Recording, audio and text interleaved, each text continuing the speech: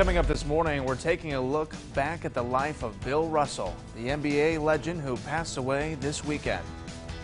Also, saving money to send your kids back to school. We'll take a look at the tax holiday here in Illinois. WMBD This Morning starts now. To begin this morning, summer break is almost over and school is right around the corner. And for many parents and students, that means back to school shopping. And with inflation, many are excited about the tax holiday this weekend here in Illinois. The state's tax-free holiday is August 5th through the 14th. During the 10-day period, Illinois will reduce the state sales tax on school supplies by 5%. Shoppers will only pay 1.25% plus the local sales tax. And just into the newsroom, Peoria gas prices continuing to fall. Gas Buddy reports prices in the city have fallen 13.3 cents per gallon in the last week, now averaging $4.45 a gallon. Diesel also declining, now at $5.27 per gallon. And new overnight, the first ship carrying grain out of Ukraine since the beginning of the war has departed off the coast of Odessa. The ship is carrying more than 26,000 tons of corn to Lebanon. The shipment is part of an agreement with Russia. Ukraine accused Russia of blocking the shipment of more than 22 million tons of grain and other agricultural goods. Officials say they hope the movement of grain out of Ukraine will help ease the global food crisis. And House Speaker Nancy Pelosi has arrived in Singapore this morning. It's the first stop on an Asian tour. She will also visit Malaysia, South Korea, and Japan. Her announced itinerary does not include Taiwan, but just the possibility led to tensions with China. Beijing claims Taiwan as its own territory. And back at home, the Peoria County Sheriff's Office is investigating a fight of at least 100 people from last night at the Peoria Speedway. Peoria County Sheriff Chris Watkins says it happened at about 10:30 Saturday night. He says deputies were called to the Speedway for a report of 100 people fighting, but when deputies arrived, they found no one fighting. Watkins says deputies took multiple reports at the scene. One report included a 4-year-old getting punched in the face. The suspect of that incident reportedly fled the scene. Watkins said witnesses gave deputies a picture of the suspect, and an investigation is now underway.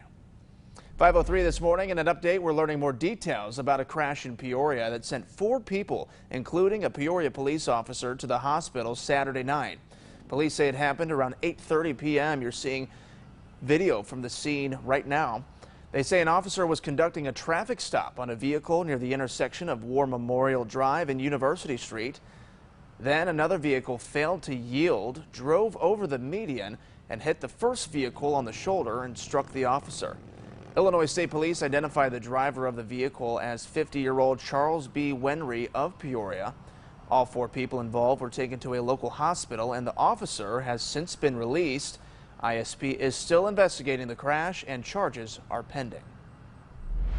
In a follow-up, a local harm reduction agency in Peoria is bringing awareness to a drug after a social media post stirs up discussion once again.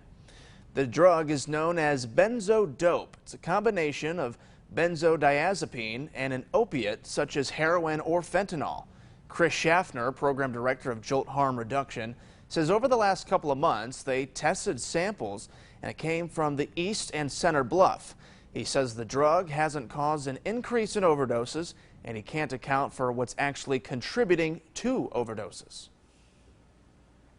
Benzodiazepine doesn't necessarily cause respiratory depression like an opioid does, so it doesn't necessarily increase the risk of overdose in that sense. What it does is it just makes it more complicated to bring somebody out of an overdose. He says the best protection is to not use it, but in any case, always have Narcan available.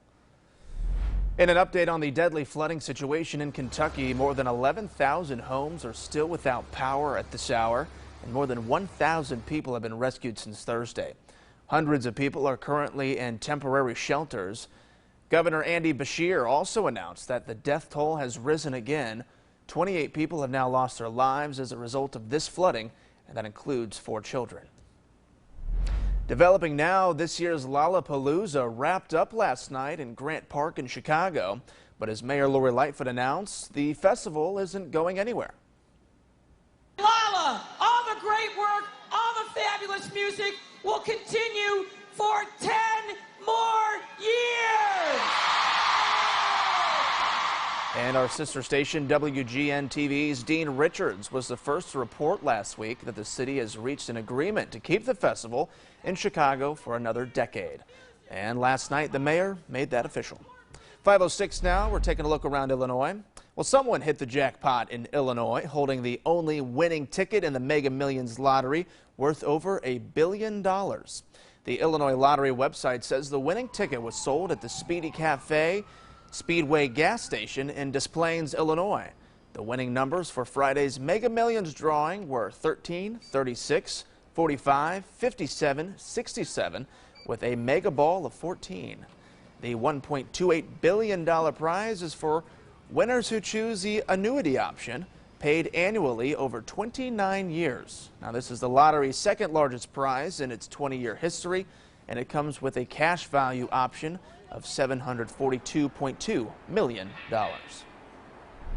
And some sad news for basketball fans around the world.